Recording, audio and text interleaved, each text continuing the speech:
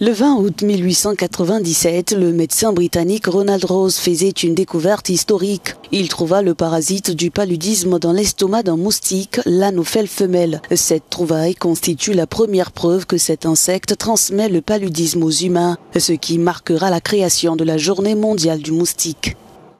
Ce n'est pas vraiment une fête, c'est un moment pour commémorer l'importance de ces petites bêtes en termes d'impact sur la santé humaine à l'échelle mondiale.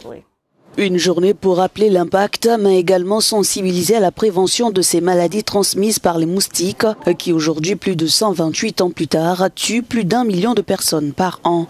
Il y a différentes façons de réduire la transmission de ces pathogènes, en essayant de limiter la quantité de moustiques qui nous entourent ou qui interagissent avec nous. Le premier moyen consiste à réduire les sites de reproduction. Les moustiques pondent leurs œufs dans les milieux aquatiques, puis les juvéniles deviennent des adultes. Si vous avez de l'eau stagnante sur votre propriété, par exemple sous les plantes, en pot, ou souvent autour des climatiseurs, les moustiques peuvent se reproduire dans ces habitats. Des astuces pour limiter l'expansion des maladies transmises par les moustiques alors que certaines commettent des dégâts dans le monde.